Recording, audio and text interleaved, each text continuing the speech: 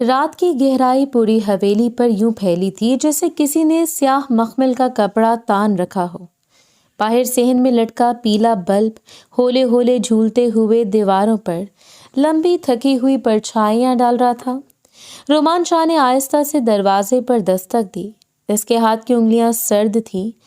اندر سے کوئی جواب نہیں آیا، مگر وہ جانتا تھا کہ اس کے بابا ہمیشہ اسی خاموشی کے ساتھ اجازت دیا کرتے ہیں۔ اس نے دروازہ دھکیلا اور اندر قدم رکھا تھا۔ ذوالفقار شاہ صوفے پر ٹیک لگائے ہاتھوں میں تسبیح تھامے بیٹھے تھے۔ چہرہ عمر کے بوجھ سے بھرا ہوا تھا، مگر آنکھوں میں وہی سختی تھی جو کبھی کم نہیں ہوئی تھی۔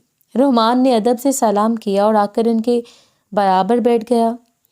کچھ لمحے دونوں کے درمیان خاموشی رہی۔ تھوڑی دیر بعد رومان ہلکی سی کھنکتی ہوئی آواز میں بولا، بابا بلایا تھا آپ نے؟ کوئی کام تھا آپ کو؟ دراصل میں کل کی میٹنگ کی تیاری کر رہا تھا۔ خیریت ہے نا سب؟ ذوالفقار شاہ نے تسبیح کے دانے روک دیے تھے اور اس کی جانب دیکھتے ہوئے دھیمی آواز میں بولے، کام نہیں، بات ہے، ضروری بات۔ پھر دھیرے سے آگے جھکے اور اسے دیکھتے ہوئے بولے، میں نے تمہارے لیے ایک فیصلہ لیا اور مجھے امید ہے کہ تم اس کی عزت کرو گے۔ تمہیں یہ فیصلہ ہر قیمت پر ماننا ہوگا۔ رومان نے چونک کر ان کی طرف دیکھا اور دھیمی آواز میں بولا، بابا آپ حکم کریں، آپ کے لیے تو جان بھی حاضر ہے۔ لیکن نہ جانے کیوں اس سے آج کچھ بھی گڑبڑ محسوس ہو رہی تھی۔ ان کا غیر معمولی رویہ نہ جانے کیوں خوف میں مبتلا کر رہا تھا۔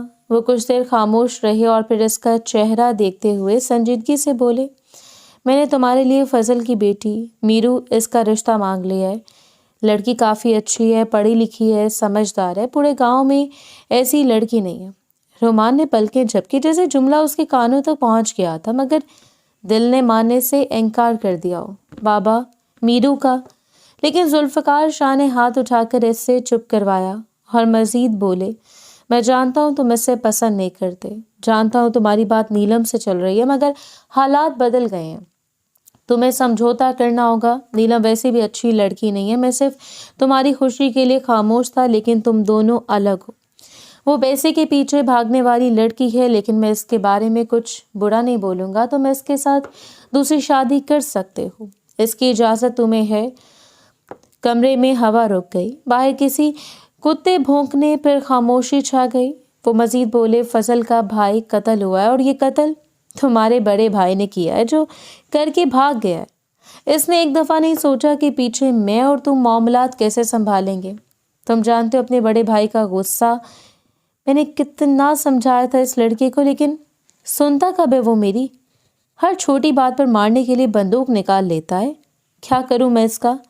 رومان کی سانس سینے میں اٹک گئی۔ بابا یہ بات تو، وہ مزید کچھ کہتا ہے اس سے پہلے ذوالفقار صاحب بولے، بات وہی ہے جو میں کہہ رہا ہوں۔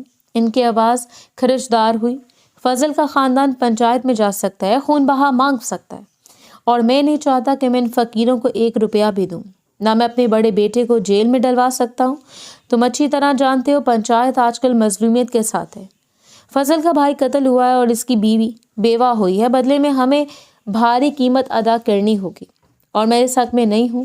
رومان نے آہستہ سے زمین کی طرف دیکھا، دل میں عجیب سا گھاٹا سا اترتا جا رہا تھا۔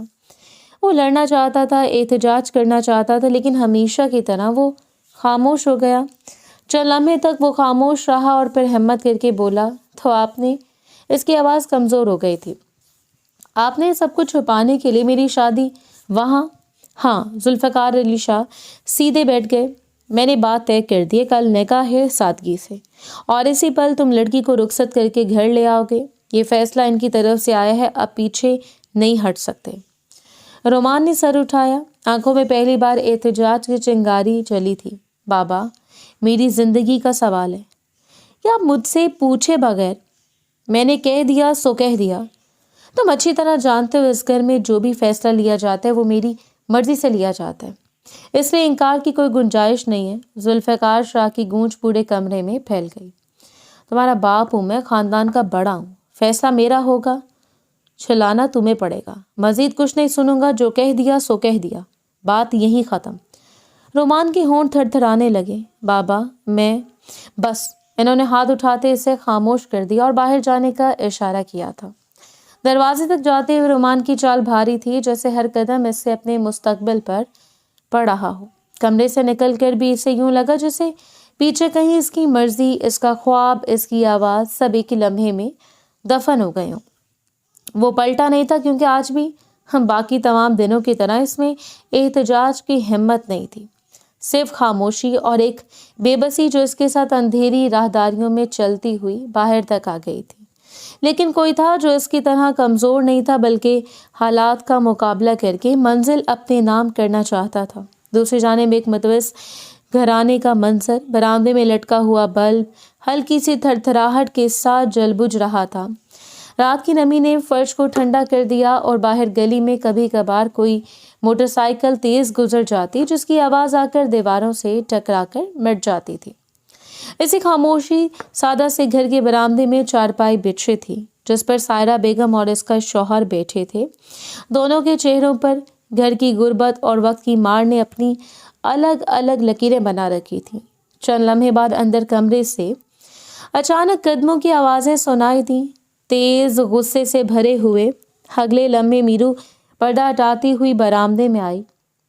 اس کے گال غصے سے سرخ تھے، آنکھیں چپتی ہوئی تھیں، وہ دیکھنے میں بلا کی حسین تھی۔ اسے دیکھ کر کسی محل کی شہزادی کا گمان ہوتا تھا۔ وہ ان کی جانب دیکھتے ہوئے سخت لہجے میں بولی، یہ کیا کر دیا آپ لوگوں نے اور کس کی اجازت سے کی ہے؟ میں کوئی جانور ہوں جس کی زندگی کا فیصلہ آپ اپنی مرضی سے کر رہے ہیں؟ اس کی آواز برآمدے کے سناٹے میں تیز لہجے میں گونجی تھی۔ کس کی اجازت سے میرا رشتہ دشمنوں کے گھر کر دیا؟ میں لوگوں کی شکل بھی دیکھنا نہیں چاہتی اور آپ میرا رشتہ ساری زندگی کے لیے لوگوں سے جوڑ رہے ہیں؟ دماغ جگہ پر ہے آپ لوگوں کا؟ اس کی آواز میں جو لرزش تھی وہ ڈر کی نہیں تھی بلکہ وہ زخمی اعتماد کی تھی۔ سائرہ بیگم نے نظریں اٹھا کر اسے دیکھا مگر جواب نہیں دیا تھا۔ میرو آگے آئی، ہاتھ کانپ رہے تھے مگر لہجہ مضبوط تھا۔ امی، انہوں نے ہمارے خاندان کے آدمی کو قتل کیا اور آپ لوگ میرا رشتہ انہیں لوگوں سے جوڑ رہے ہیں۔ اب وہ خیال بھی نہیں آیا مجھ سے پوچھنے کا چچی کو کتنی ٹھیس پہنچے گی، وہ کتنے بڑے غم میں بیٹھی ہوئی ہیں۔ کچھ تو خیال کریں۔ سائرہ بیگم نے آخرکار ایک ٹھنڈی سسکی بھری اور سخت لہجے میں بولی، بس زیادہ زبان نہیں چلاؤ، یہ گھر کوئی تماشا گاہ نہیں ہے جو اس قدر چلا رہی ہو۔ اگر اتنی ہمدردی تمہیں چچی سے ہو رہی ہے تو اس کے قدموں میں بیٹھی رہو نا۔ وہ مزید کچھ کہتی اس سے پہلے وہ بولی، تماشا تو آپ نے بنا دیا، اور رہی چچی کے قدموں میں بیٹھنے کی بات تو ہاں بیٹھوں گی، کون روکے گا مجھے؟ میرو لمحہ ضائع کیے بغیر مزید بولی، میری زندگی کا سودا کر دیا آپ لوگوں نے، دشمنوں کے گھر بھیج دیا ہے، اور آپ کو سمجھ آ رہا ہے کہ آپ کیا کر رہی ہیں میرے ساتھ؟ سائرہ بیگم آگے ہو کر چارپائی کے کنارے پر بیٹھی تھی اور اس کی جانب دیکھتے ہوئے بولی، تمہیں سمجھ نہیں ہے بے وقوف لڑکی، میں نے بہت محنت سے یہ چال چلی ہے، ورنہ وہ لوگ کیا کرتے؟ 2-2.5 لاکھ دے کر معاملہ نپٹا دیتے، ختم ہمارا نقصان، ہماری عزت سب یوں ہی مٹی ہو جاتا۔ وہ انگلی اٹھا کر مزید بولی، لیکن اگر تم اس گھر میں دلہن بن کر جاؤ گی نا تو صرف ایک کی نہیں پورے خاندان کی زندگی بدل جائے گی، اس بارے میں بھی تو سوچو۔ میرو سر جھٹکتے ہوئے بولی، امی، میں انسان ہوں، کوئی کھلونا نہیں جسے آپ نے ایسے بیٹھی بیٹھی کسی اور کے گھر پھینک دیا، وہ بھی بنا مشورے کے۔ زندگی 2-4 دن کا کھیل نہیں ہے، یہ بات سمجھنی چاہیے آپ کو۔ سائرہ بیگم کی آنکھیں تنگ ہو گئی تھیں۔ بیٹی کی شادی وہیں ہوتی ہے جہاں گھر کے فائدے ہوں، تم سمجھتی کیوں نہیں ہو؟ تمہارا ہونے والا شوہر اتنا امیر ہے کہ تم پوری زندگی میں بھی اتنی آسائشیں نہیں سوچ سکو۔ سنا اس کے پاس کمپنیاں ہیں، بزنس ہے، جائیدادیں ہیں، تم خود سوچو، تمہاری نسل بھی پرسکون زندگی بسر کرے گی اور تم خود بھی، تمہاری بدولت ہم سب بھی۔ امی، میرو کی آواز پھٹنے کو تھی۔ چپ ہو جاؤ، سائرہ بیگم ہاتھ مار کر بولی، یہ رشتہ تمہاری اوقات سے باہر کا ہے مگر ملا ہے تو اسے عزت دو، اس طرح موقع کو ضائع مت کرو۔ جذباتی ہونا اچھی علامت ہے لیکن اس قدر یہ بہت بری بات ہے۔ میرو کی آنکھوں سے آنسو بہنے لگے تھے، وہ اپنے باپ کی طرف مڑی۔ بابا، آپ تو کم از کم کچھ بولیں، یہ سب غلط ہے نا، آپ جانتے ہیں۔ اس کے باپ نے آہستہ سے سانس لی، سر جھکائے بیٹھا تھا، پھر ایسے نظر اٹھائی اور تھکے ہوئے لہجے میں بولے، دیکھو بیٹا، تمہاری ماں نے جو فیصلہ کیا ہے وہ ٹھیک کیا ہے، میں اسی کے ساتھ ہوں۔ تمہارے کہنے کے مطابق زندگی 2-4 روز کا کھیل نہیں ہے، تو بہتر ہے کہ زندگی کو پرسکون اور آسان بنایا جائے جس میں ہر آسائش موجود ہو۔ یہ جملہ میرو کے اندر ایسے گرا جیسے کسی نے سینے میں پتھر پھینک دیا ہو۔ بابا، آپ بھی آپ بھی مجھے یوں بیچنے پر تیار ہیں؟ اس کے ہاتھ لرز گئے تھے۔ سائرہ بیگم فوراً بول پڑی، بیچ کون رہا ہے تمہیں؟ تمہارا دماغ خراب ہے؟ ہم تمہیں اوپر اٹھا رہے ہیں، وہاں جا کر تم اپنے ماں باپ کا مقدر بدل دو گی، اور اپنی اس بیوہ چچی کا بھی جس کا تمہیں اتنا خیال آ رہا ہے۔ میرو روتے ہوئے بولی، میرا مقدر؟ آپ دونوں کو تو میری بھی پرواہ نہیں، آپ صرف اور صرف لالچ کے تحت یہ قدم اٹھا رہے ہیں۔ سائرہ بیگم نے سخت لہجے میں آخری وار کیا، لوگوں کی بیٹیاں حالات میں ڈوب کر بھی سمجھوتے کر لیتی ہیں، تم بس زبان چلاتی پھر رہی ہو۔ کل نکاح ہے، تیار ہو جانا، بس بات ختم، اور اب میں دوبارہ یہ بات نہیں دہراؤں گی، جاؤ یہاں سے۔ میرو نے ہونٹ بھیج لیے، کچھ کہنا چاہا مگر اس کی ماں کی زہر بھری یقین دہانی نے اندر سے توڑ دیا تھا۔ احتجاج اس کے سینے میں دھاڑے مار رہا تھا مگر زبان جیسے گولی کھا کر خاموش ہو گئی تھی۔ برآمدہ خاموش ہو گیا تھا، صرف میرو کی دبی ہوئی ہچکیاں رہ گئی تھیں اور ایک ایسے فیصلے کا بوجھ جو اس نے کبھی مانگا ہی نہیں تھا۔ وقت دھیرے دھیرے گزرتا جا رہا تھا۔ اگلا دن نئی امیدوں کے ساتھ روشن ہوا تھا۔ دوپہر کا سورج کھڑکی کے پردے کے پیچھے سے اندر آ کر کمزور روشنی پھیلا رہا تھا۔ کمرے میں ہلکی سی گہما گہمی تھی مگر فضا عجیب طرح کی بھاری تھی، جیسے پوری دیواریں بھی یہ جانتی ہوں کہ آج ہونے والا نکاح خوشی نہیں، فیصلہ شدہ مجبوری ہے۔ میرو بیڈ کے کنارے پر دلہن کے سرخ جوڑے میں بیٹھی ساکت بیٹھی تھی، ہاتھ کانپ رہے تھے، چوڑیوں کی کھنک مدھم پڑ چکی تھی۔ اس کے چہرے پر ہلکے میک اپ کی تہ تھی مگر آنکھوں کے گرد کی سرخی میک اپ سے نہیں چھپ رہی تھی۔ احتجاج، بے بسی اور کرب سب مل کر اس کے چہرے پر ایک خاموش چیخ بن گئے تھے۔ بارات بہت مختصر تھی، 2-3 مرد، ذوالفقار، رومان کے چاچو اور کچھ گواہ، سب برآمدے میں بیٹھے اپنی اپنی نظریں جھکائے جیسے انہیں بھی اس ماحول کا بوجھ محسوس ہو رہا ہو۔ چند لمحے بعد کمرے کے باہر قدموں کی چاپ سنائی دی۔ ایک لمحہ رکا، پھر دروازہ کھلا تھا۔ سب سے پہلے فضل بخش اندر آئے، ان کے پیچھے مولوی صاحب، پھر ذوالفقار شاہ اور گواہ۔ داخل ہوتے کمرے کی ہوا مزید بھاری ہو گئی۔ فضل بخش نے ایک لمحے کے لیے بیٹی کو دیکھا، اس نظر میں باپ کم مجبوری زیادہ تھی۔ وہ اپنی بیوی کے آگے مجبور ہو گئے تھے، ورنہ ان کا ارادہ اس طرح اپنی بیٹی کو رخصت کرنے کا ہرگز نہیں تھا۔ انہوں نے مولوی کی طرف دیکھا اور دھیمی آواز میں بولے، مولوی صاحب نکاح شروع کریں۔ اجازت ہے میری طرف سے۔ یہ الفاظ جس طرح انہوں نے ادا کیے تھے یہ ان کا رب ہی جانتا تھا۔ مولوی صاحب نے سر ہلایا، گلا صاف کیا اور میرو کے سامنے بیٹھتے ہوئے کاغذ سنبھالا۔ ان کی آواز نرم تھی مگر لفظوں کا وزن بھاری تھا۔ میرو فضل بخش، آپ کا نکاح رومان شاہ و ذوالفقار شاہ سے طے کیا جاتا ہے، کیا آپ کو یہ نکاح قبول ہے؟ میرو نے سر نہیں اٹھایا، آنکھوں میں آنسو تیرنے لگے اور دل زور سے دھڑکا تھا، جیسے جسم تو کمرے میں ہو مگر روح کہیں دور بھاگ رہی ہو۔ وہ ایک لمحے کو خاموش رہی، پھر سر جھکا کر دھیمی آواز میں بولی، قبول ہے۔ فضل بخش نے نظریں پھیر لی۔ سائرہ بیگم جو باہر بیٹھی تھیں اندر کی آواز سن کر پرسکون سانس لی تھی۔ مولوی صاحب دوبارہ بولے، میرو فضل بخش، کیا آپ کو یہ نکاح قبول ہے؟ اس بار اس کے ہاتھ مزید لرزے، جوڑے کی ہلکی سی بھرپور جھالڑ اس کے آنسو سے بھیگ گئی۔ قبول ہے۔ آواز معمولی سی ٹوٹ گئی تھی۔ تیسری مرتبہ مولوی صاحب نے سوال دہرایا، کیا آپ کو یہ نکاح قبول ہے؟ اس نے اپنے اندر کے احتجاج کو گھونٹ کر لب بھینچ لیے، ضبط کرتے ہوئے کہا، قبول ہے۔ مولوی صاحب نے دستخط لیے اور باقی سب بھی کارروائی مکمل کرنے لگے تھے۔ پھر وہ سب اٹھ کر باہر برآمدے میں چلے گئے جہاں رومان بیٹھا ہوا تھا، سفید شلوار قمیض، چہرہ بالکل سنجیدہ، آنکھوں میں ہلکی سی تھکن یا شاید ہار، جسے اسے بھی اس نکاح کا مقصد معلوم ہو مگر وہ بھی کچھ کر نہیں سکتا تھا۔ 2 آدمی اس کے دونوں طرف بیٹھے تھے، مولوی ان کے درمیان آ بیٹھے تھے۔ مولوی صاحب کاغذ رومان کے سامنے رکھ کر ہلکی سی مسکراہٹ کے ساتھ رسمی انداز میں بولے، رومان شاہ، کیا آپ کو میرو فضل بخش کے ساتھ یہ نکاح قبول ہے؟ رومان بغیر کسی تاثر کے بولا، قبول ہے۔ مولوی صاحب نے دوبارہ پوچھا کہ آپ کو یہ نکاح قبول ہے؟ رومان نے نظریں جھکائے بغیر ہی کہا، قبول ہے۔ تیسری بار مولوی صاحب نے رسمی سوال دہرایا، رومان شاہ، کیا آپ کو یہ نکاح قبول ہے؟ وہ اسی ٹھہرے ہوئے لہجے میں بولا، قبول ہے۔ مولوی صاحب نے نکاح نامہ مکمل ہونے کا اعلان کیا۔ گواہوں نے دستخط کر دیے۔ برآمدے میں بے رنگ سی خوشبو پھیلی ہوئی تھی، نہ مبارکباد کی گونج، نہ کہکے، صرف چند رسمی سر ہلائے گئے تھے۔ گھر کے اندر میرو نے اپنے آنسو پونچھے، وہ بس یوں ہی بیٹھی جیسے کسی نے اس کی زندگی کا راستہ اس کی مرضی کے بغیر موڑ دیا ہو۔ اور دروازے کے باہر رومان ایک لمحے کو گہری سانس لے کر اٹھا۔ اسے پتا تھا زندگی کے اس موڑ پر دونوں کی ہار لکھی گئی ہے، مگر قدم پھر بھی وہیں اٹھانے تھے جو دوسروں نے مقرر کیے تھے۔ کچھ دیر مزید وہاں بیٹھا اور پھر فوراً رخصتی کا اعلان ہو گیا تھا۔ رخصتی کے وقت میرو خوب روئی تھی، شاید آخری بار، اور پھر دل میں عہد کر کے اس گھر سے نکلی تھی کہ اب آنسو وہ نہیں سامنے کے لوگ بہائیں گے۔ حویلی پہنچ کر اسے فوراً رومان شاہ کے کمرے میں پہنچا دیا گیا۔ نہ کوئی رسم رواج، نہ استقبال، بس 2 ملازمہ آئی تھی اور اسے تھام کر لے گئیں۔ میرو بستر کے کنارے پر بیٹھی تھی، سر جھکا ہوا، ہاتھ ایک دوسرے میں پھنسے ہوئے، دل کی دھڑکنیں بے ربط۔ کبھی نظریں دروازے پر پڑتی، کبھی قالین کے نقش و نگار پر۔ دوپٹہ اس کے کندھوں سے ذرا سا سرک کر گود میں آ گرا، مگر اسے ٹھیک کرنے کی ہمت بھی نہیں تھی۔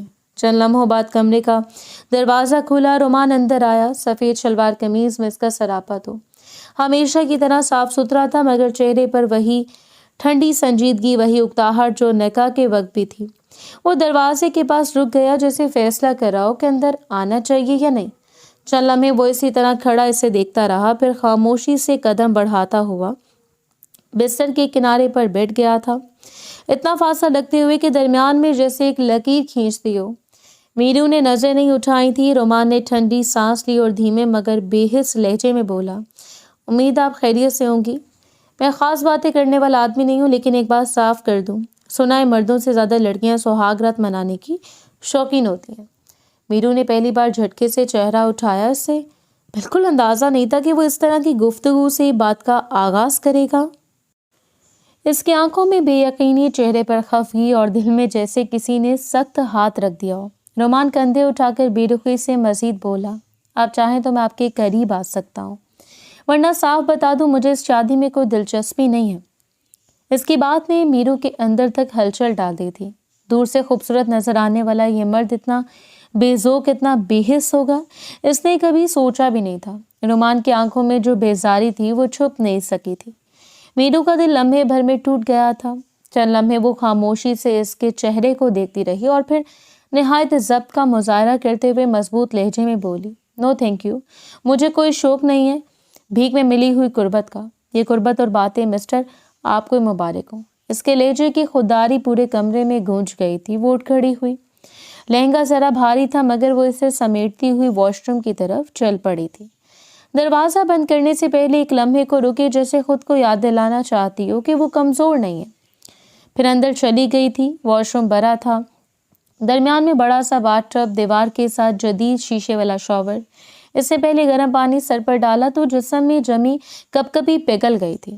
یہ پہلی خوشگوار چیز تھی جو آج کے دن اس سے ملی تھی۔ وہ پانی کے نیچے کھڑی رہی لمبے وقت تک کے لیے۔ کڑوی باتیں، گھر والوں کا رویہ، رومان کی تحقیر، سب لمحہ بھر کے لیے دھل گئے تھے۔ پانی کی آواز نے اسے ایک سکون دیا تھا جو کمرے میں نہیں مل سکتا تھا۔ باہر رومان بیٹھا رہا، اسے جواب کی ہرگز توقع نہیں تھی۔ وہ یہی سوچ کر آیا تھا کہ گری گھرانے کی لڑکی ہے، 2-4 باتیں بول کر ڈرا دے گا، لیکن نہیں جانتا تھا کہ سامنے بیٹھی لڑکی غریب گھر سے ضرور ہے، لیکن ایک مضبوط مزاج کی خاتون ہے۔ 1 2 5 شاید 10 منٹ وقت گزرنے لگا، پھر اس کے دل میں عجیب سی بے چینی اٹھی تھی۔ آدھا گھنٹہ مزید بیت گیا۔ اتنی دیر؟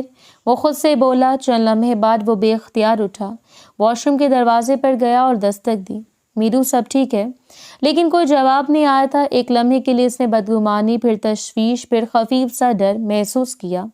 اس نے جیب سے چابی نکالی، لاک کھولا اور دروازہ کھول دیا تھا۔ اندر قدم رکھتے وہ تھوڑا سا رک گیا تھا۔ میرو باتھ ٹب میں بیٹھی تھی، لہنگا ابھی تک پہنے ہوئے، پانی اس کے گرد جمع ہو رہا تھا۔ وہ شاید وقت کا حساب بھول گئی تھی۔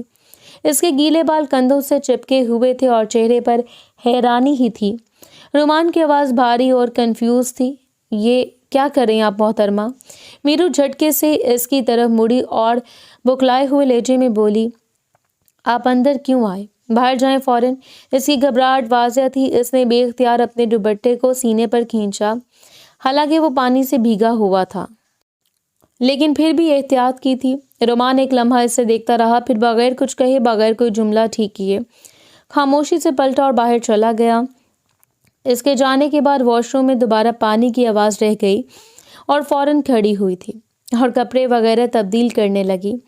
اسے سخت غصہ آ رہا تھا کہ اس طرح کسی خاتون کے واش روم میں داخل ہونا، وہ بھی اجازت لیے بغیر، یہ کہیں کا اصول نہیں تھا۔ کمرے کی ہوا بدلی نہیں تھی مگر فضا کا رنگ ضرور بدل گیا تھا، جیسے دونوں کے درمیان کوئی اندیکھا دھواں اٹھ چکا ہو۔ میرو دھیمے قدموں سے باہر آئی، ابھی بھی قدرے نم آنکھوں میں وہی احتیاط، وہی محتاط سا خوف جیسے اس رات بار بار اپنی گرفت میں لے رہا تھا۔ اس نے جلدی جلدی کپڑے بدلے تھے اور اب چادر کو سینے کے گرد مضبوطی سے لپیٹے ہوئے وہ بستر کے کنارے پر آ کر بیٹھ گئی تھی۔ رومان اپنی جگہ سے ہلا نہیں تھا۔ وہ کرسی کی پشت سے ٹیک لگائے، کوہنی زانوں پر رکھے، ہاتھوں میں انگلی آپس میں پھنسائے بیٹھا تھا۔ چہرے پر ضبط کی وہی سختی مگر آنکھوں میں ایک عجیب سا سوال تھا جسے وہ خود بھی نہیں جانتا تھا کہ مسئلہ کہاں سے شروع ہوا ہے۔ میرو کے بیٹھتے اس نے ہلکے سے سر اٹھایا، آواز میں سختی کم تھی مگر خفگی بھرپور تھی۔ میں یہاں آپ کے لیے پریشان ہو رہا تھا کہ نہ جانے اندر کیا ہو گیا ہے، اور آپ اندر ایسی بیٹھی تھی جیسے انجوائے کر رہی ہوں۔ مجھے لگا آپ رو رہی ہوں گی۔ میرو نے ایک سیکنڈ کے لیے اسے دیکھا، پھر نظریں پھیر کر دھیرے مگر مضبوط لہجے میں بولی، میں نے زندگی ہمیشہ ہنس کر گزاری ہے، بلا وجہ کی باتوں کو سر پر سوار کر کے روتی نہیں ہوں، اور ویسے بھی میں خود کو یہاں تیار کر آئی تھی۔ رومان نے بھویں چڑھا لی۔ تیار یعنی کیسے؟ اس نے گردن اٹھا کر سیدھا اس کی آنکھوں میں آنکھیں گاڑ دیں، چہرہ سپاٹ مگر لہجہ خالص زہر آلود تھا۔ آپ لوگ ایک دشمن ہیں مگر چاچو کو قتل کیا ہے آپ لوگوں نے، میں کیوں نہ تیار رہتی؟ رومان یکدم سیدھا بیٹھ گیا تھا، چہرہ غصے سے سخت پڑ گیا تھا، آواز بھاری ہو گئی تھی۔ میں نے کسی کو قتل نہیں کیا، نہ ہی میرے باپ نے۔ آپ اس طرح بات نہیں کر سکتی۔ میرو نے ہلکی سی طنزیہ ہنسی ہنس دی، جیسے اس کے جواب کی پہلے کی توقع ہو۔ کیوں نہیں کر سکتی؟ آپ کا بھائی نہیں مرا، نہ آپ کا چاچو مرا ہے، میرے چاچو مرے ہیں۔ ہم نے وہ تکلیف دیکھی ہے جو جنازہ اٹھتے وقت سینے کو پھاڑ دیتی ہے۔ میں نے اپنی چچی کو بیوہ ہوتے دیکھا ہے، رومان شاہ آپ نے نہیں۔ رومان کے ہاتھ مٹھیوں میں بند ہوئے۔ دیکھیں محترمہ، میں آپ سے اس لہجے میں بات برداشت نہیں کروں گا۔ آپ کی والدہ نے خود کہا تھا کہ خون معاف ہو جائے گا اگر میں آپ سے شادی کر لوں گا۔ میں نے شادی کر لی اور میں آپ کو حق زوجیت دینا چاہتا ہوں، لیکن آپ ہی ہر بات پر لڑ رہی ہیں۔ میرو تڑپ کر اس کی طرف مڑی تھی۔ میں لڑ نہیں رہی، میں آپ کو آپ کی حقیقت بتا رہی ہوں۔ رومان کا سانس بے ترتیب ہوا مگر وہ خاموش رہا۔ میرو کی آواز اگلے لمحے برف سی ٹھنڈی ہو گئی تھی۔ میں کسی چیز کو لے کر روتی نہیں ہوں، میں رلانا جانتی ہوں۔ رومان لمحے بھر کو جیسے سن ہو گیا تھا۔ اس نے ہلکی آنچ میں پوچھا، کیا مطلب؟ میرو سر اٹھا کر اپنے تلے انداز میں بولی، میں آپ کو رلاؤں گی اور آپ کے پورے خاندان کو رلاؤں گی، اور یہ بات میں ڈنکے کی چوٹ پر کہہ رہی ہوں۔ جو کرنا ہے اب آپ کر لیں۔ کمرے میں جیسے لمحے بھر کو ہوا بھی رک گئی تھی۔ رومان نے اسے چند ثانیے دیکھا، کچھ حیرت، کچھ غصہ اور کچھ دبا ہوا خوف تک اس کی آنکھوں میں جھلک گیا تھا مگر وہ کچھ نہیں بولا۔ شاید جواب کے لیے الفاظ کم پڑ گئے تھے، یا شاید اس کے لہجے کی بے حسی نے اسے بے بس کر دیا تھا۔ میرو نے آہستہ سے کروٹ لی، بستر پر لیٹ گئی اور کمبل ایک جھٹکے سے سر تک تان لیا۔ اس کا رخ دوسری طرف تھا اور اس کی پشت رومان کی طرف۔ رومان نے آہستہ آہستہ سر اٹھایا، چہرے پر ایک عجیب سی کیفیت تھی۔ وہ سمجھ گیا تھا یہ لڑکی اس گھر میں مہمان نہیں، ایک بھڑکتا ہوا طوفان بن کر آئی ہے جو انہیں بہت مہنگا پڑنے والا ہے۔ وہ کچھ دیر یوں ہی بیٹھا اس کی پشت کو دیکھتا رہا۔ چادر کے اوپر پڑتی مدھم روشنی اور اس کی خاموش مگر فیصلہ کن وجود نے رات کو پہلے سے بھی زیادہ بھاری بنا دیا تھا۔ میرو سو رہی تھی یا صرف سونے کا ڈھونگ کر رہی تھی، رومان کو اندازہ نہیں تھا، لیکن وہ اتنا جان چکا تھا کہ یہ لڑکی اپنے زخم کے ساتھ آئی ہے اور یہ زخم بہت گہرا ہے۔ وقت دھیرے دھیرے گزرتا جا رہا تھا۔ اگلی صبح کا سورج پوری آب و تاب سے روشن ہوا تھا۔ میرو کے کان میں جیسے کسی نے دھیرے سے پانی ٹپکایا ہو۔ وہ چونک کر پوری طرح جاگ گئی۔ دل ابھی تک رات والے غصے اور الجھن کے بوجھ تلے دبا ہوا تھا۔ کمرے میں ہلکی ہلکی کھٹ کھٹ ہو رہی تھی۔ ڈریسنگ ٹیبل کے سامنے ایک دبلی سی ملازمہ جھک کر شیشہ صاف کر رہی تھی۔ دھوپ کی پتلی سی لکیر پردوں کے کنارے سے اندر آ رہی تھی اور دھول کے زروں کو چمکا رہی تھی۔ میرو نے بیڈ سے سر اٹھایا، آواز میں جھنجھلاہٹ اتنی تھی کہ خود اس سے بھی محسوس ہوئی تھی۔ تمہیں نظر نہیں آ رہا میں سو رہی ہوں؟ شور کیوں کر رہی ہو؟ سر پر کھڑی ہو کر وہ صبح کے وقت شور بالکل پسند نہیں کرتی تھی۔ کہنے کو ایک مڈل کلاس گھرانے سے تعلق رکھتی تھی، لیکن صبح کے وقت ان کے گھر میں صرف اس کی وجہ سے امن ہوتا تھا۔ मुलाजमा फौरन पलटी, हाथ एकदम पीछे बांध लिए थे, चेहरा झुका हुआ था। बेगम साहिबा, मैं तो आपको उठाने आई थी, लेकिन आप सो रही थी, तो मैंने सोचा सफाई कर लूं। साहब ने कहा था कमरा साफ कर देना और इनकी बात टालना हमारे लिए नाकाफी है। मीरू ने भवें चढ़ाई थी। खैर, सफाई वाली बात मुझे समझ आ गई है, लेकिन मुझे क्यों उठाने आई थी? आपको जुल्फ़िकार साहब ने नीचे बुलाया। बड़े साहब ने, इस घर के मालिक हैं। जानती हूँ मैं, वो आहिस्ता सा बड़बड़ाई, फिर अचानक बोली, और इस कमरे के साहब कहाँ हैं, यानी रोमान? मुलाजमा ने गहरी सांस ली। साहब तो काम पर चले गए, अपने ऑफिस। अरे हाँ, नाश्ता ला दो, इन्होंने कहा था कि जब आप जाग जाएं तो नाश्ता दे दूं। मीरू ने तकिए के सहारे बैठते हुए कुछ लम्हे से घूरा, फिर अचानक बोली, अच्छा एक बात बताओ, तुम्हारे ये रोमान साहब कैसे इंसान है? मुलाजमा खामोश हो गई, जैसे दिल में कुछ तोल रही हो। फिर इसने आहिस्ता से कहा, बहुत ही मासूम इंसान है मैडम, यानी बहुत ही सादा, साफ दिल, कभी किसी को नुकसान नहीं पहुंचाया, अपने बाबा के बिल्कुल दाएं हाथ की तरह, हर काम में साथ रहते थे। कंपनी को इन्होंने खड़ा रखा, घर के सारे काम देखते हैं, हर रिश्ते को निभाते हैं। मीरू तंजिया से मुस्कुराहट दबाए बोली, वाकई इतना फरिश्ता सिफ्त हैं, ये जानकर तारीफें कर रही हो। मुलाजमा ने सर उठाए बगैर कहा, जी कम से कम सबके लिए तो हैं। हम मुलाजमीन को भी अपना ही समझते हैं, हमें कभी हकीर नज़रों से नहीं देखते।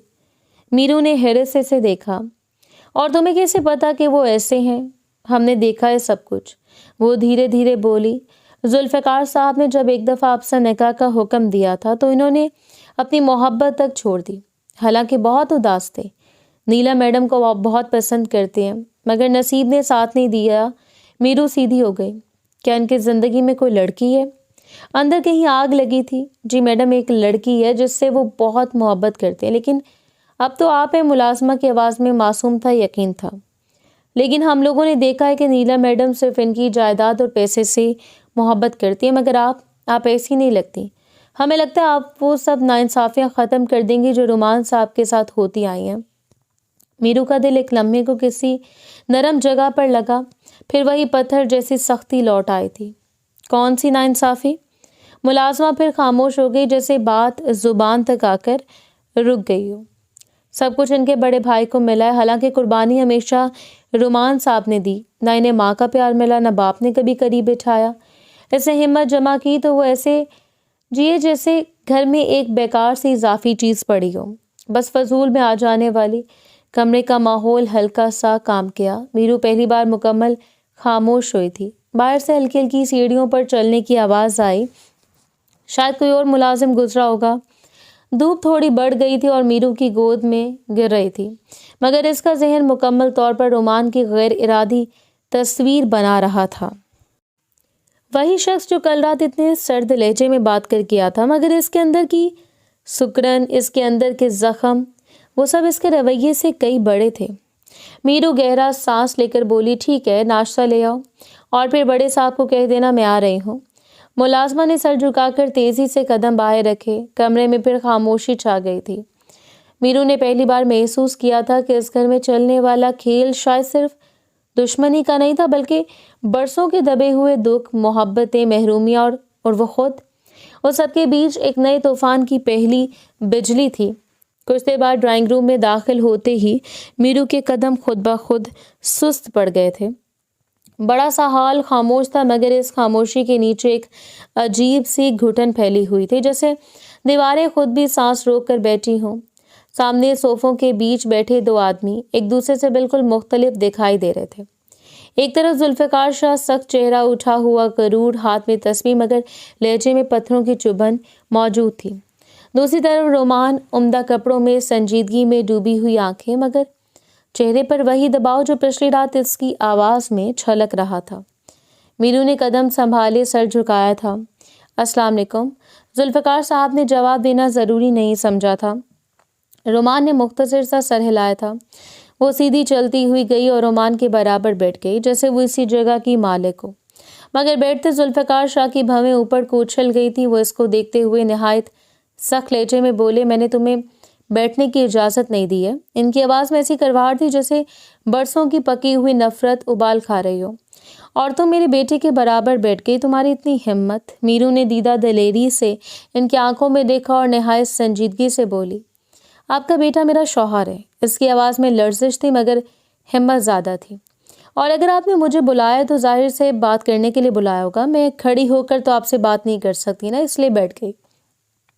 ذوالفقار شاہ کا چہرہ ایک دم سے سرخ ہو گیا۔ وہ دھارے ہوئے، زبان درازی مت کرو، تمہاری آواز میرے کان تک نہ پہنچے جب تک میرے جملے مکمل نہ ہو جائیں۔ اس لمحے رومان کی برداشت ٹوٹ گئی تھی۔ وہ دھیرے سے آگے جھکا مگر لہجہ حیرت انگیز حد تک ٹھوس تھا۔ بابا وہ خاتون ہے، دھیمے لہجے میں بات کریں خدا کے لیے، ورنہ میں جا رہا ہوں یہاں سے۔ اگر یہاں اس طریقے سے گفتگو ہوگی تو میں نہیں بیٹھنا چاہتا۔ میرو چند لمحے کے لیے رومان کی طرف دیکھتی رہ گئی۔ پہلی بار اس سے محسوس ہوا تھا کہ یہ شخص صرف خاموش نہیں، اس کے اندر ایک حد بھی ہے جو کوئی پار کرے تو وہ خود کو روک نہیں پاتا۔ وہ دوبارہ ذوالفقار شاہ کی طرف مڑی۔ آپ نے کیوں بلایا مجھے؟ بات کریں۔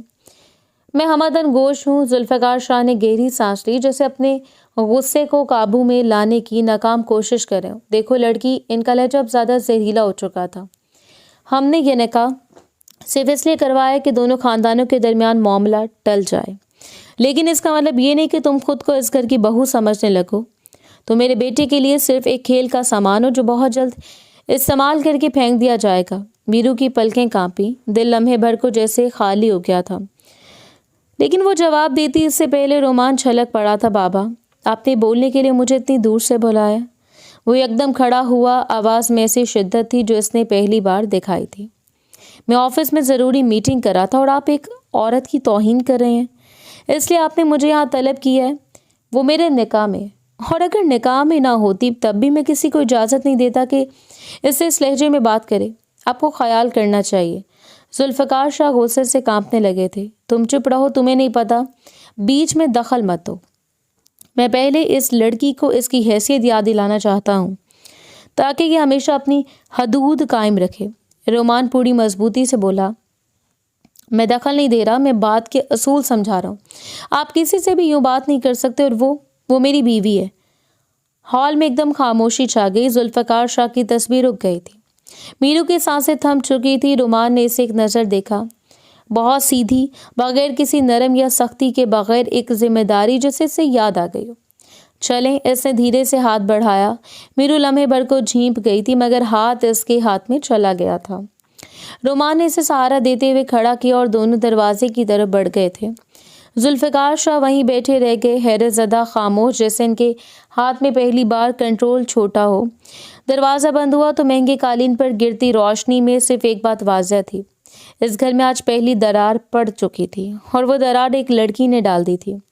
وقت دھیرے دھیرے گزرتا جا رہا تھا۔ رات گہری تھی مگر کمرے کی مدھم روشنی میں ہر چیز جیسے تھکی تھکی سی لگ رہی تھی۔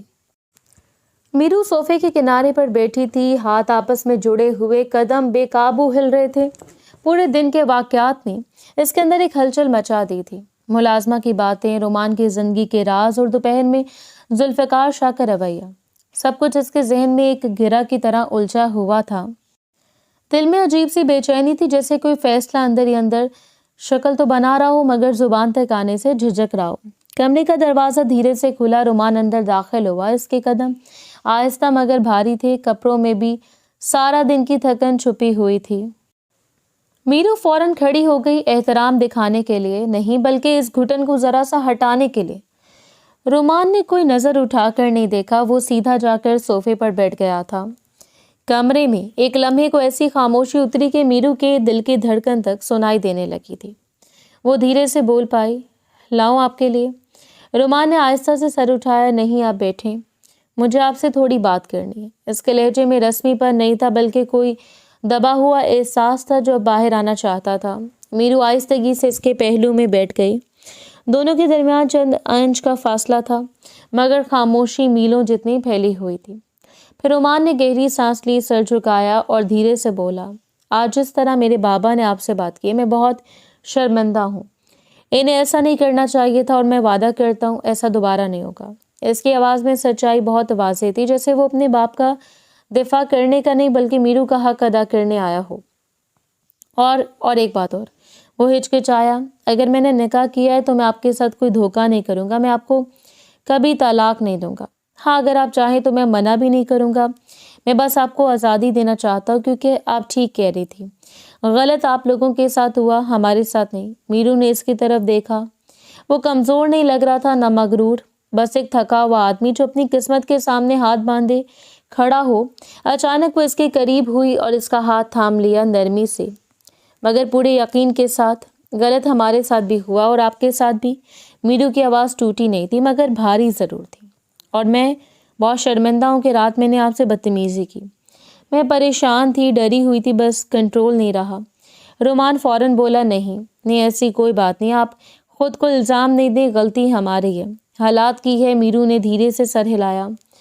میں آپ کے ساتھ اپنے رشتے کا آغاز کرنا چاہتی ہوں۔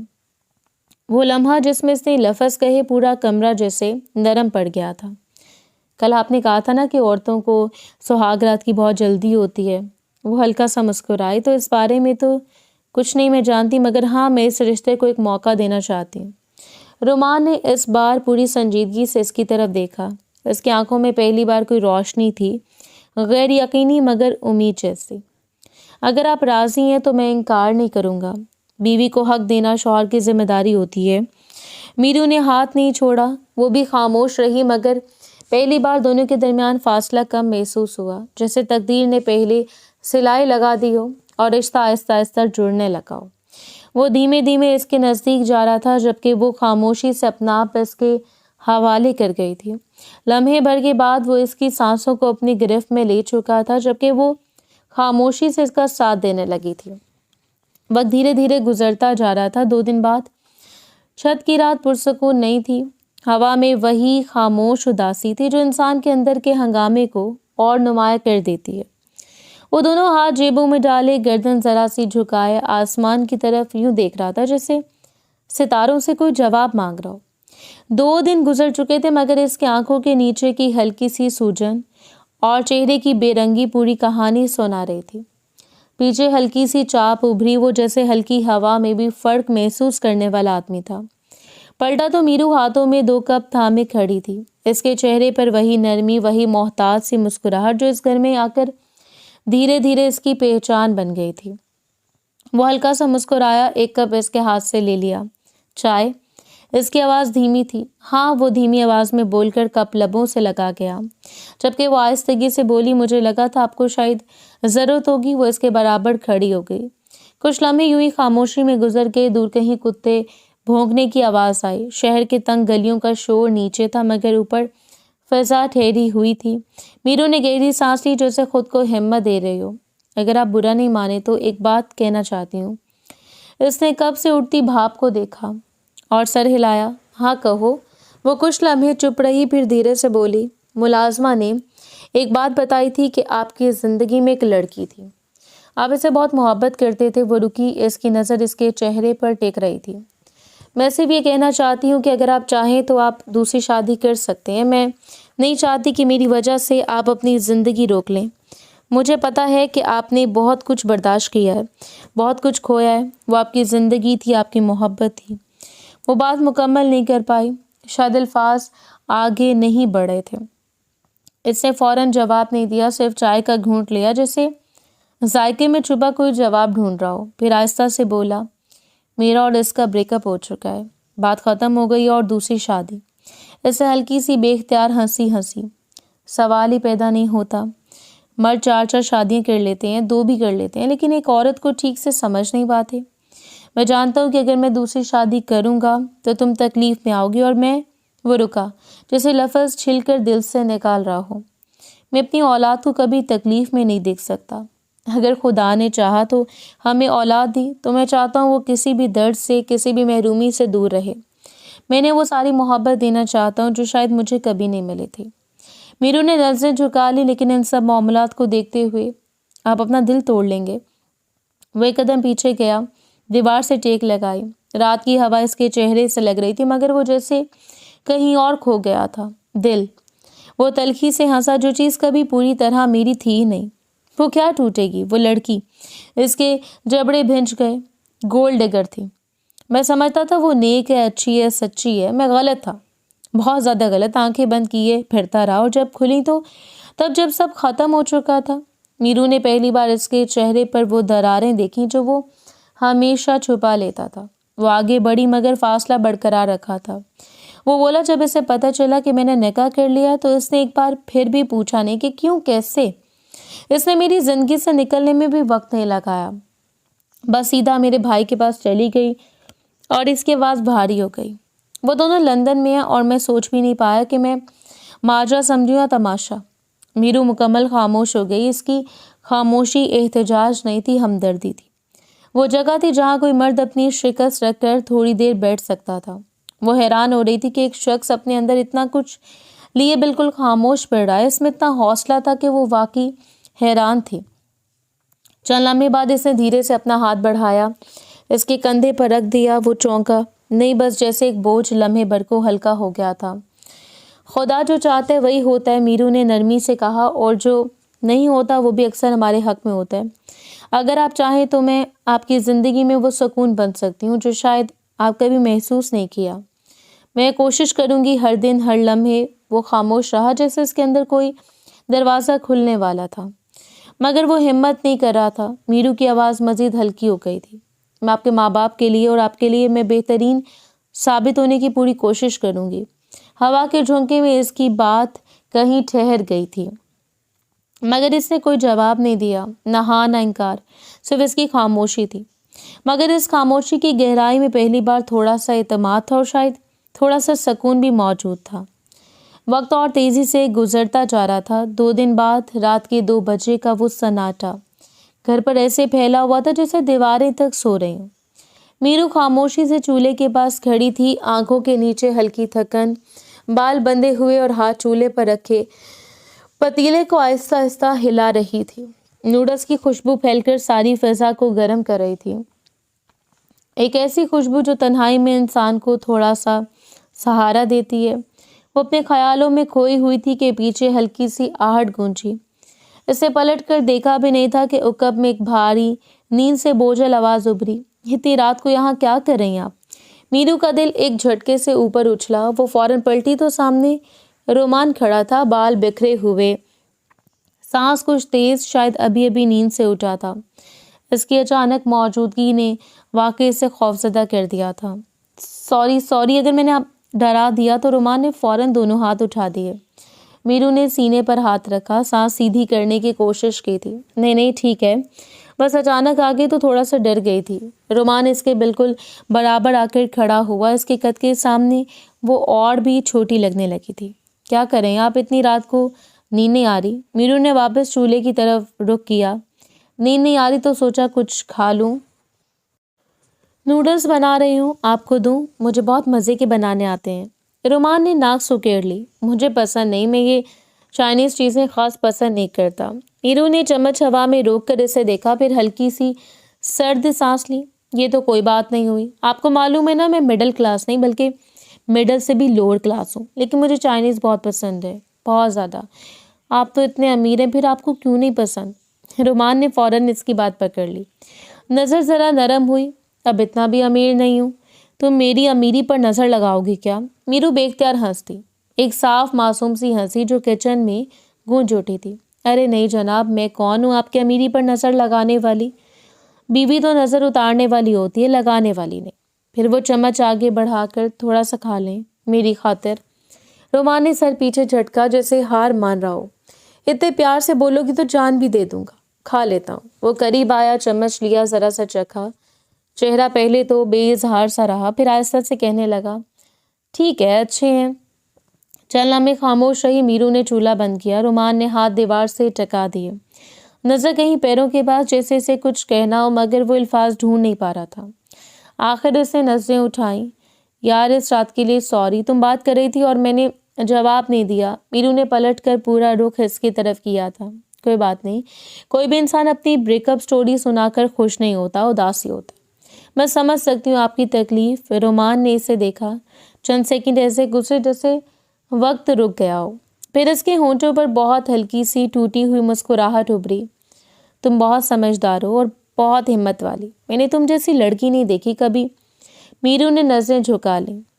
اس کی آنکھوں میں ہلکی نمی ابھری تھی، خاموشی سے بنا کوئی لفظ مانگے. رومان نے اسے دیکھا تھوڑی دیر تک، جیسے وہ پہلی بار اسے حقیقت میں دیکھ رہا ہو. کچن میں پھیلی نوڈلز کی خوشبو، رات کی نیند زدہ خاموشی اور ان دونوں کے درمیان وہ چھوٹا سا لمحہ، یہ سب کچھ مل کر ایک بہت نرم، بہت انسانی سا رشتہ بنا رہے تھے، جو شاید دونوں نے خود بھی نہیں سوچا تھا کہ اتنی جلدی بن جائے گا۔ وقت اور تیزی سے گزرتا جا رہا تھا۔ ایک ہفتے بعد صبح کی روشنی دھیرے دھیرے کمرے میں داخل ہو رہی تھی۔ وہ گہری نیند میں ڈوبی ہوئی تھی۔ اچانک ایک کراہوں کی آواز نے اسے جھنجھوڑ دیا۔ پلٹ کر دیکھا تو رومان اپنی آنکھوں کو بھاری سا رکھتے ہوئے بستر پر بیٹھا تھا۔ اس کا چہرہ معمول سے زیادہ سفید اور پسینے سے تر تھا۔ فوراً اس کے ماتھے پر ہاتھ رکھا اور دھیمی آواز میں بولی، آپ کی طبیعت تو مجھے بالکل ٹھیک نہیں لگ رہی، بخار ہو رہا ہے؟ رومان سر ہلاتے ہوئے بولا، نہیں، بس سر بہت درد ہو رہا ہے۔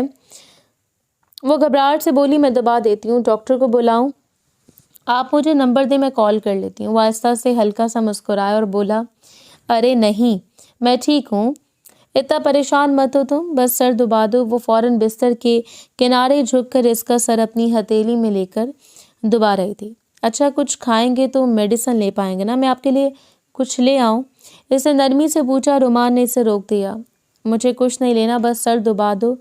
وہ پریشانی سے اس کا سر دبانے لگی جب اچانک کمرے کے دروازے پر ہلکی سی دستک ہوئی۔ وہ بولی، اچھا آپ رکے، میں دیکھ لوں۔ دروازہ کھولا تو سامنے ایک ملازم کھڑا تھا، سر جھکائے۔ بیگم صاحبہ، ذوالفقار صاحب بول رہے ہیں، رومان صاحب کو بھیج دیں، انہیں تھوڑا کام ہے۔ وہ سخت لہجے میں بولا، آپ جا کر کہہ دیں میرے شوہر کی طبیعت صحیح نہیں ہے، وہ نہیں آ رہے۔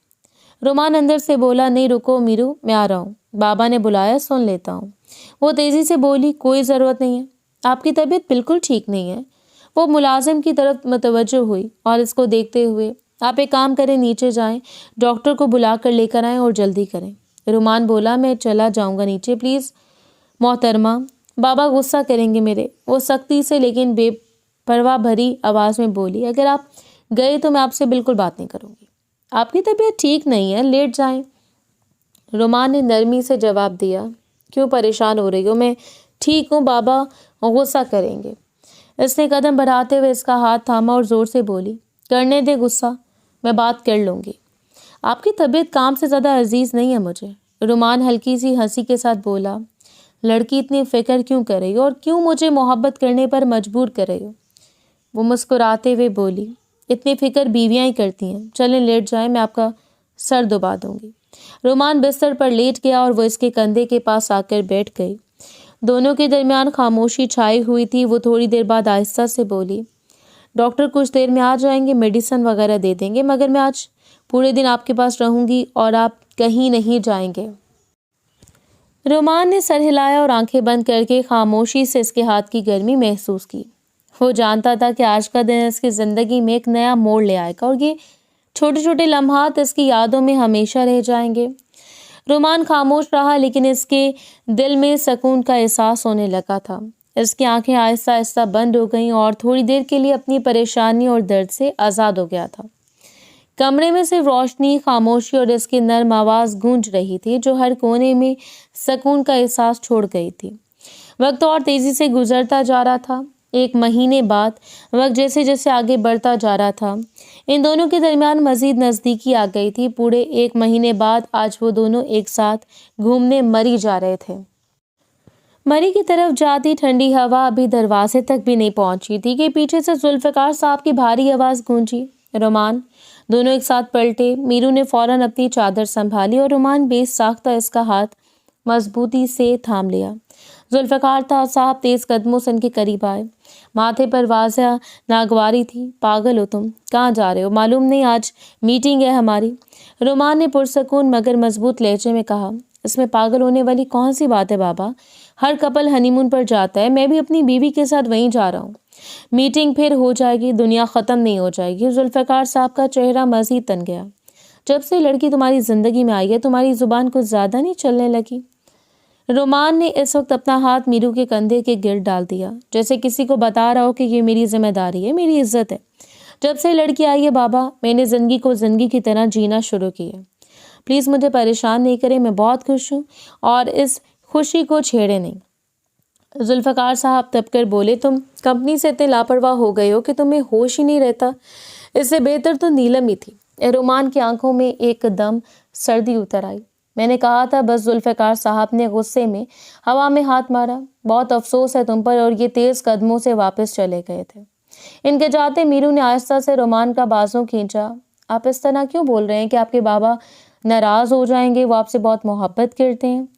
رومان اسے سیدھا دیکھتے ہوئے بولا, میری بیوی کو کوئی کچھ کہے میں برداشت نہیں کر سکتا, چاہے وہ میرے بابا ہی کیوں نہ ہو. میرو کی پلکیں بھاری ہو گئی تھیں. اتنی محبت ہو گئی ہے مجھ سے. وہ مسکرایا, ایک ایسی مسکراہٹ جو دل سے نکلی ہو, جس میں برسوں کی تھکن, دکھ اور امید کا میلاپ ہو. بہت زیادہ, اتنی کہ اگر تمہیں کوئی ایک لفظ بھی غلط کہہ دے میں دنیا سے لڑ جاؤں گا. وہ نظریں جھکا کر ہلکا سا ہنسی. میں بھی آپ سے اتنی محبت کرتی ہوں, بلکہ اس سے کئی گنا زیادہ. میرے لیے آپ میرے سب کچھ ہو. رومان نے نرمی سے اس کی ٹھوری اٹھائی. اور تم میری پہلی سکون والی سانس ہو. میرو کی آنکھوں میں نمی چمکی مگر لبوں پر مسکراہٹ تھی. وہ دونوں گاڑی کی طرف بڑھے. دروازہ بند ہوا تو جیسے ساری دنیا پیچھے رہ گئی تھی. گاڑی چل پڑی. راستے میں درختوں کی قطاریں, ٹھنڈی ہوا, ونڈو اسکرین پر پڑتی دھوپ کی سنہری لکیریں, اور ان دونوں کے درمیان ایک خاموش, پختہ, خوبصورت سا رشتہ. رومان نے ڈرائیونگ کے دوران اس کا ہاتھ تھاما. مری تک بہت لمبا سفر ہے, تھک جاؤ گی. میرو کھڑکی سے باہر دیکھتے ہوئے کہا, تھکتی تو میں تب تھی جب دل اکیلا ہوتا تھا. اب تو جیسے ہر راستہ آسان لگتا ہے. رومان نے بے ساختہ اس کے بالوں پر ہاتھ پھیر دیا تھا. میرو تم نے مجھے بچا لیا. وہ ہلکی سی ہنسی. ہم دونوں نے ایک دوسرے کو بچایا. گاڑی مڑی کی پہاڑوں کی طرف مڑ گئی. نیچے شہر کی روشنیوں نے جیسے آسمان کے تاروں کا مقابلہ شروع کر دیا تھا. آج مجھے لگ رہا ہے خدا نے ہمیں وہ دیا جو ہم دونوں کے نصیب میں ہمیشہ سے لکھا تھا. رومان نے اس کا ہاتھ لبوں سے لگا کر کہا, اور میں وعدہ کرتا ہوں یہ نصیب میں کبھی ٹوٹنے نہیں دوں گا. مری کی بلندیوں پر جاتے ہوئے ان کے چہروں پر ایک ہی روشنی تھی, خوشی, سکون اور بے حد محبت کی.